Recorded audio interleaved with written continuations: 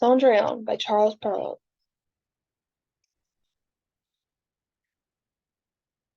Originally written in French, this is an English translation. Once upon a time there was a gentleman who married for his second wife the proudest and most haughty woman that ever was seen. She had two daughters of her own, who were indeed exactly like her in all things. The gentleman had also a young daughter of rare goodness and sweetness of temper, which she took from her mother, who was the best creature in the world. The wedding was scarcely over when the stepmother's bad temper began to show itself. She could not bear the goodness of this young girl, because it made her own daughters appear more odious. The stepmother gave her the meanest work in the house to do. She had to scour the dishes, tables, and to scrub the floors and clean out the bedrooms. The poor girl had to sleep in the garret upon a wretched straw bed, while her sisters lay in fine rooms with inlaid floors, upon beds of the very newest fashion, and where they had looking-glasses so large that they might see themselves at full length. The poor girl bore all patiently, and dared not complain to her father, who would have scolded her if she had done so, for his wife governed him entirely. When she had done her work, she used to go to the chimney-corner and sit down among the cinders. Hence she was called Cinderwench. The younger sister of the two, who was not so rude and uncivil as the elder, called her Cinderella. However, Cinderella, in spite of her mean apparel, was 100 times more handsome than her sisters, though they were always richly dressed.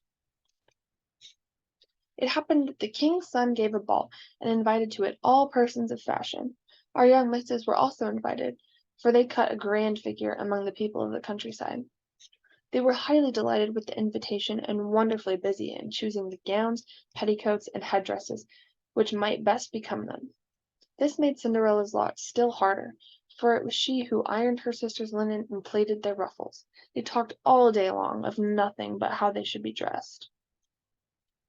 "For my part," said the elder, "I will wear my red velvet suit with French trimmings."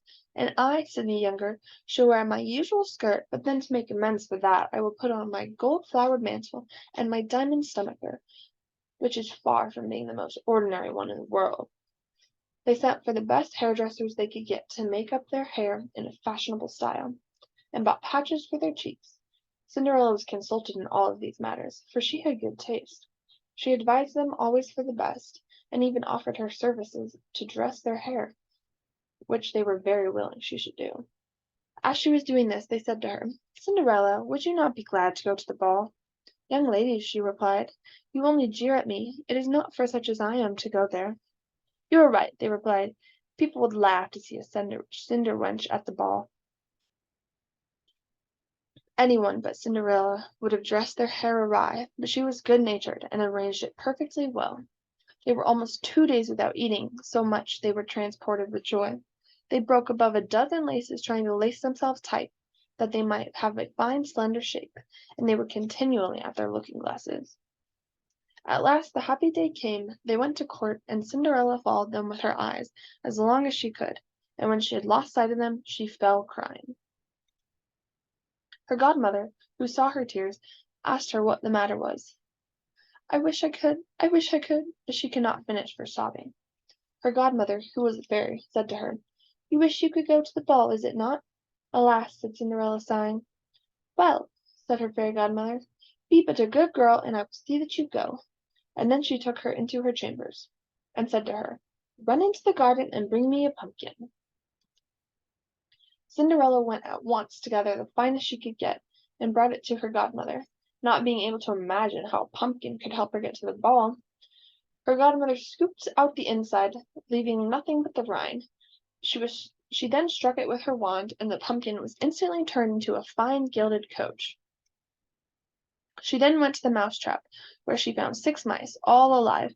She ordered Cinderella to lift the trap-door, when giving each mouse, as it went out, a little tap with her wand. It was at that moment turned into a fine horse, and the 6 mice made a fine set of 6 horses, 6 beautiful mouse-colored dappled gray. Being at a loss for a coachman, Cinderella said, "I will go and see if there is not a rat in the rat-trap.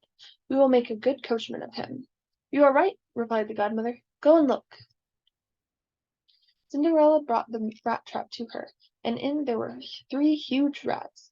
The fairy chose the one which had the largest beard, and having touched him with her wand, he was turned into a fat coachman with the finest moustache and whiskers ever seen. After that she said to her, "Go into the garden, and you will find 6 lizards behind the watering pot. Bring them to me."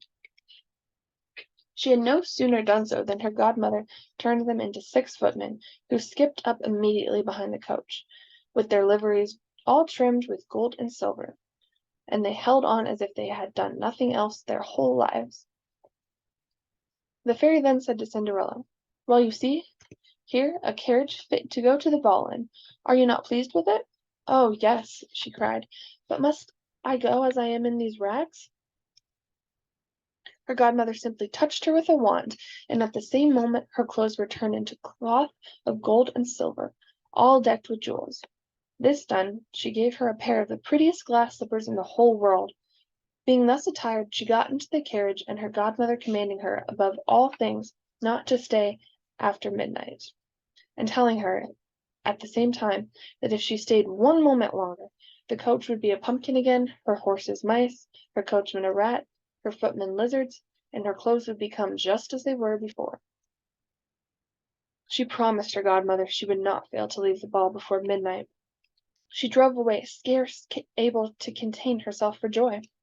The king's son, who was told that a great princess whom nobody knew was come, ran out to receive her. He gave her his hand as she alighted from the coach, and led her into the hall, where the company were assembled. There was at once a profound silence. Every one left off dancing, and the violins ceased to play, so attracted was every one by the singular beauties of the unknown newcomer. Nothing was then heard but a confused sound of voices, saying, "Ha, how beautiful is she! Ha, how beautiful is she!" The king himself, old as he was, could not keep his eyes off of her, and he told the queen under his breath, that it was a long time since he had seen so beautiful and lovely a creature. All the ladies were busy studying her clothes and headdress, so that they might have theirs made the next day after the same pattern, provided they could meet with such fine materials and able hands to make them. The king's son conducted her to the seat of honor, and afterwards took her out to dance with him. She danced so very gracefully that they all admired her more and more. A fine collection was served, but the young prince ate not a morsel, so intent he was occupied with her. She went and sat down beside her sisters, showing them 1,000 civilities, and giving them, among other things, part of the oranges and citrons with which the prince had regaled to her. This very much surprised them, for they had not been presented to her. Cinderella heard the clock strike 11:45. She at once made her adieus to the company, and hastened away as fast as she could. As soon as she got home, she ran to find her godmother, and after having thanked her, she said she much wished that she could go to the ball the next day, because the king's son had asked her to. As she was eagerly telling her godmother all that had happened at the ball, her 2 sisters knocked at the door. Cinderella opened it. "How long have you stayed?" she said, yawning, rubbing her eyes, and stretching herself as if she had just been awakened. She had not, however, had any desire to sleep since they went from home. "If you had been at the ball," said one of her sisters, "you would not have been tired with it. There came thither the finest princess, the most beautiful that was ever seen with mortal eyes. She showed us 1,000 civilities, and gave us oranges and citrons." Cinderella did not show any pleasure in this. Indeed, she asked them the name of the princess, but they told her they did not know it, and that the king's son was very much concerned, and would give all the world to know who she was. At this, Cinderella, smiling, replied, "Was she very beautiful then? How fortunate for you! Could I not see her? Ah, dear Miss Charlotte, do lend me your yellow suit of clothes, which you wear every day." "Ay, to be sure," cried Miss Charlotte. "I lend my clothes to such a dirty cinder-wench as thou art? I should be out of my mind to do so." Cinderella indeed expected such an answer, and was very glad for the refusal, for she would have been sadly troubled if her sister lent her what she jestingly asked for. The next day the 2 sisters went to the ball, and so did Cinderella, but dressed more magnificently than before. The king's son was always by her side, and his pretty speeches to her never ceased. These by no means annoyed the young lady.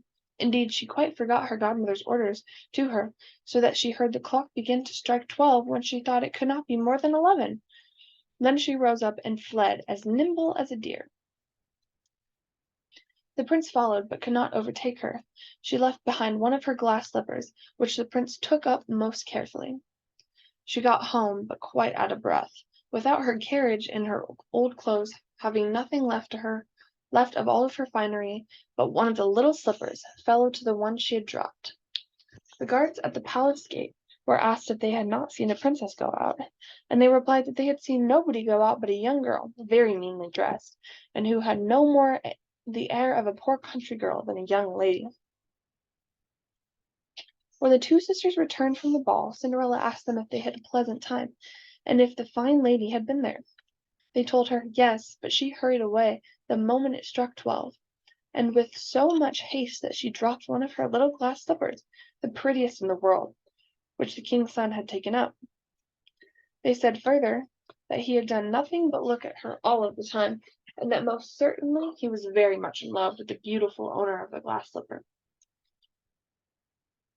What they said was true, for a few days after the king's son caused it to be proclaimed by sound of trumpet that he would marry her whose foot this slipper would fit exactly. They began to try it on all the princesses, then on the duchesses, and then on all the ladies of the court, but in vain. It was brought to the two sisters, who did all they possibly could to thrust a foot into the slipper, but they could not succeed. Cinderella, who saw this, and knew her slipper, said to them, laughing, "Let me try and see if it will not fit me." Her sisters burst out laughing, and began to banter her. The gentleman who was sent to try the slipper looked earnestly at Cinderella, and finding her very handsome, said it was but just that she should try, and that he had orders to let every lady try it on. He obliged Cinderella to sit down, and putting the slipper on her little foot, he found it went on very easily, and fitted her as if it had been made of wax. The astonishment of her two sisters was great, but it was still greater when Cinderella pulled out of her pocket the other slipper, and put it on her foot. Thereupon came her godmother, who, having touched Cinderella's clothes with her wand, made them more magnificent than those she had worn before. And now her two sisters found her to be that beautiful lady that they had seen at the ball. They threw themselves at her feet to beg pardon for their ill treatment of her. Cinderella took them up, and as she had embraced them, said that she forgave them with her heart, and begged them to love her always. She was conducted to the young prince, dressed as she was. He thought her more charming than ever, and a few days after married her. Cinderella, who was as good as she was beautiful, gave her two sisters a home in the palace, and that very same day married them to two great lords of the court. La fin.